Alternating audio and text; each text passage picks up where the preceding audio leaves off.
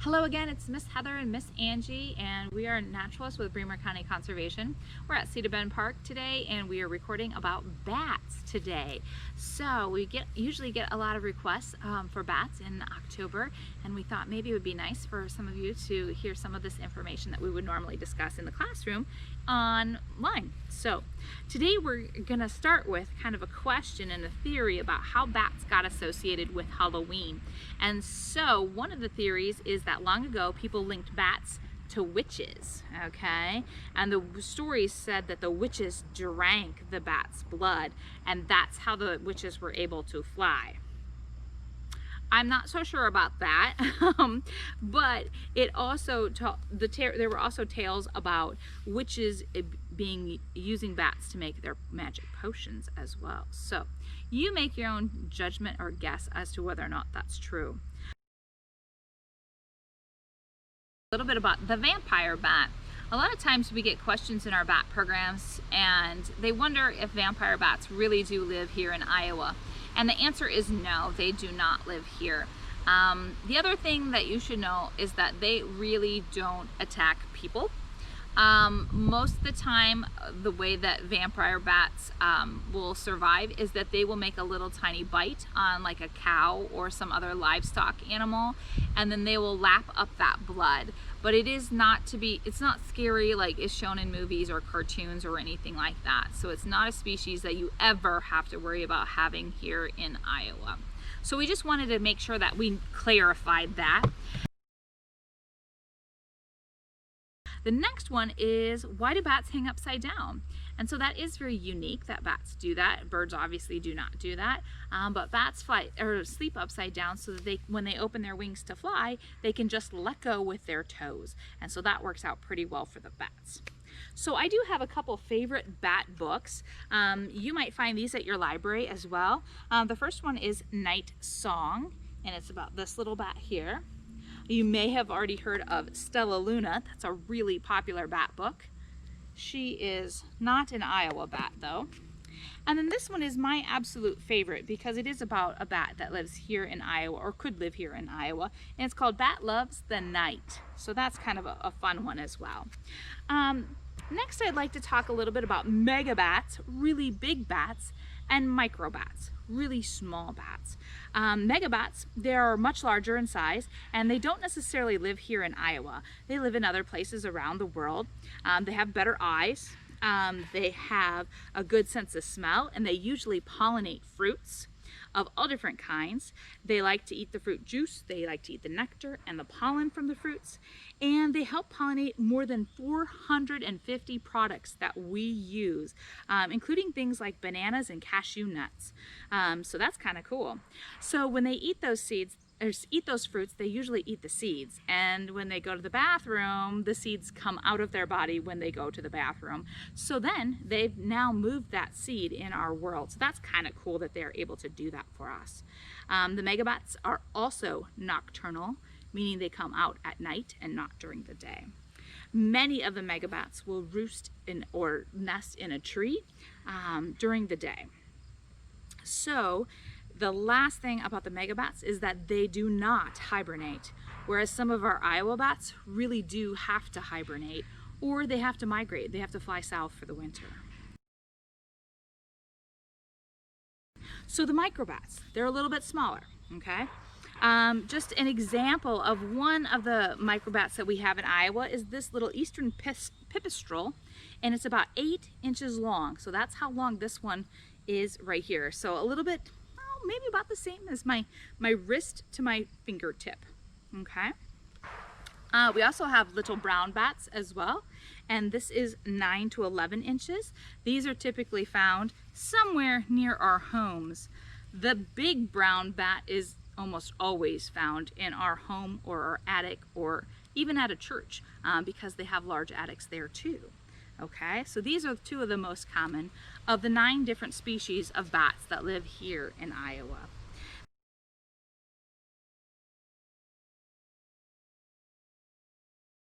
The bats that live here in Iowa, the microbats, the smaller ones, they mostly eat insects, and especially at night, they are nocturnal as well. They can live here. They can live in trees out here at Cedar Bend Park. They can live in a bat house. Let me just show you that real quick. This bat house is specially made so that you can kind of see the different compartments inside. The bats would find their way in through the bottom. They use their little thumbs to kind of climb up the little mini ladder that we've created for them by etching in the different pieces of wood here. And there's like 4 different bedrooms, you might say. So that bat house can be placed on a tree, typically so far up so that the bats can find it. Typically, I would also want to maybe paint it a darker color too. Bats that live here in Iowa are the microbats. Yes. All right, so we're going to talk about this particular body that a bat has. So this is obviously blown up real big so you can see it. But this is a kind of microbat that we would have around here, maybe a brown bat. And the biggest thing that people always say to me is, oh, I don't like bats. They look so different from us. And yeah, they're not exactly the same as us. Let me just turn this around so you can see those. But truly, they do have an elbow, okay? They do have a wrist, and they do have a thumb. So let's look at that one on here, okay? There's their elbow, there's their wrist, and there's their thumb. So if you put your elbow and wrist and thumb that same manner, okay, you can see that there are some things that we have in common with the bat. Now, their fingers are really long, and my fingers are not that long, but their fingers have skin. This brown part here is skin, and in this particular little puppet bat, you can kind of see it's very sheer, okay? So when I hold that, you can kind of see through it. And in real life, you can see through a bat's wings as well. They're very thin, and they're still very efficient though. He's really good at flying, despite the fact that he has a small body.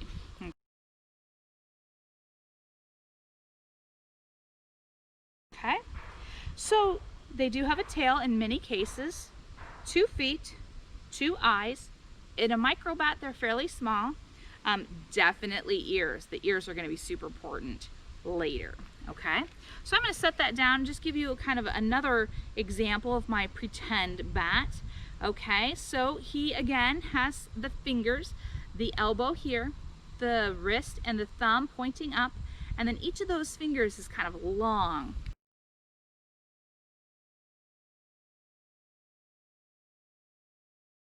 So one other way I can show that to you is this pretend skull in one of my favorite books as well.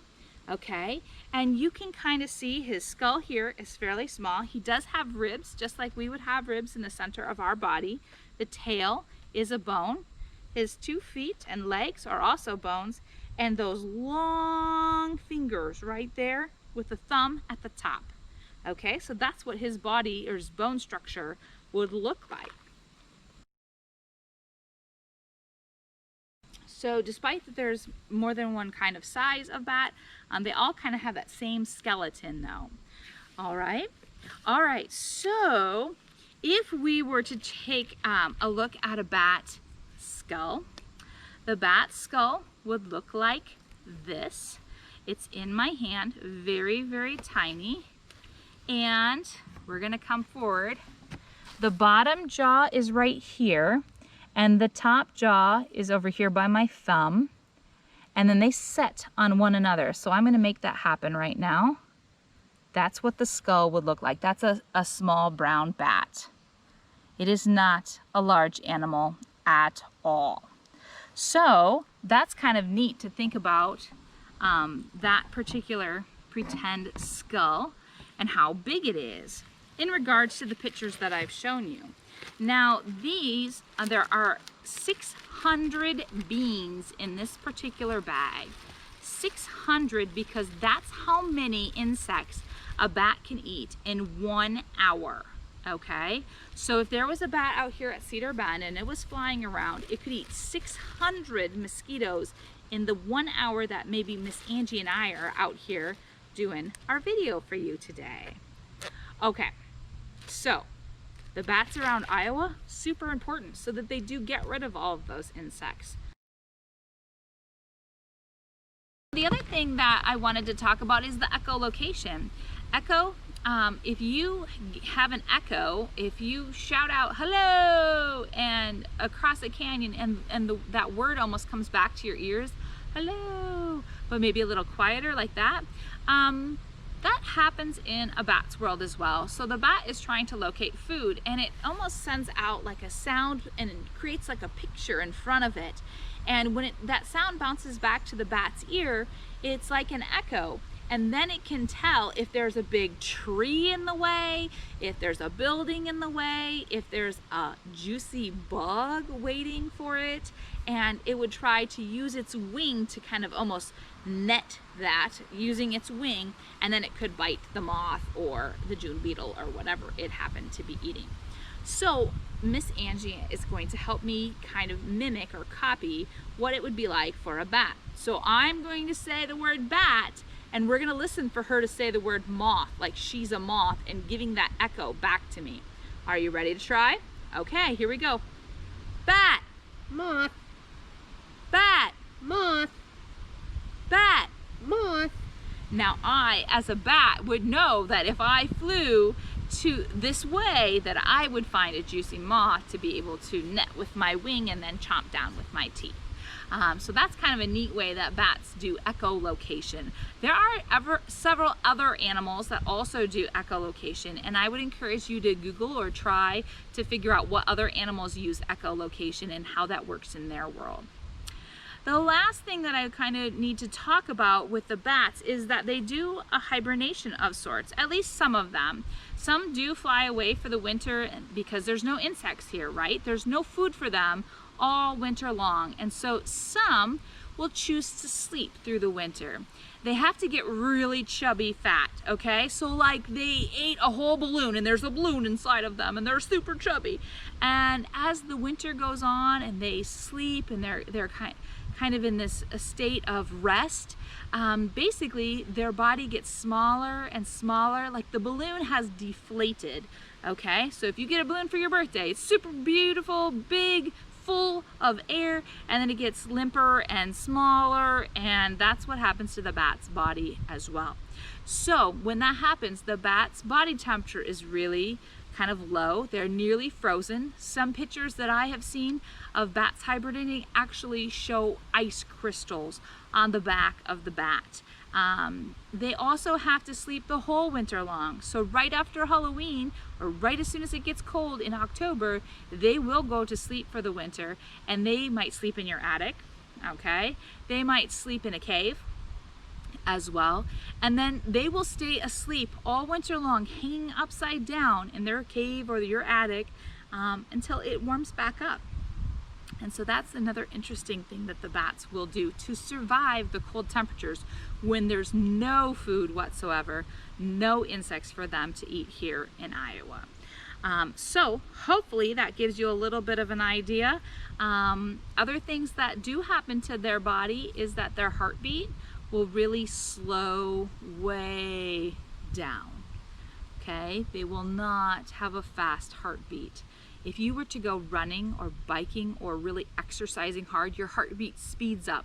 So when they're flying, their heartbeat is really, really fast. But when they're resting all winter long, that heartbeat is super slow. My notes help me, and it's less than 25 breaths in a minute, and their heartbeat is normally 400 to 700 beats per minute, but it falls to 7 to 10 beats per minute when they're hibernating. So just know that hibernation is a really important thing for the bats to do to be able to survive the winter time.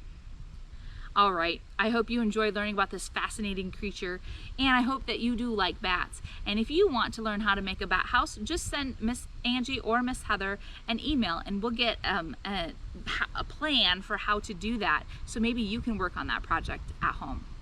All right, take care, bye-bye.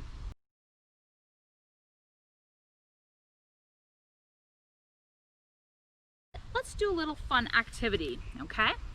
We've kind of had some learning time. Now I want to try this with you. So this activity is not just about bats. There's also an owl and a squirrel in there. And it's also for our preschool friends about colors, okay? Many of the rest of you should know your colors by now. So if we have a red owl and an orange squirrel, and a brown bat, and then we start over again with a red owl, which thing in this sequence is next? Can you guess? Is it a yellow squirrel? Is it an orange squirrel? Or is it perhaps a brown bat? You make your guess. Did you guess orange squirrel? If you did, you are right, and that would be what's next. Shall we do one more? Let's see if I can find, oh, one with more bats. Oh, this one has more bats. Here we go. Red bat, brown bat, orange squirrel. Then I start over again. Red bat, brown bat. What's next? Is it my yellow squirrel? Or is it my orange squirrel? Or is it a red bat? What do you think? It's my orange squirrel again. You are right. Okay, well, I hope that was fun for you. I hope you learned some new things. If you have some questions, you can always email Miss Angie or Miss Heather, and we will get back to you as soon as we can. All right, thanks.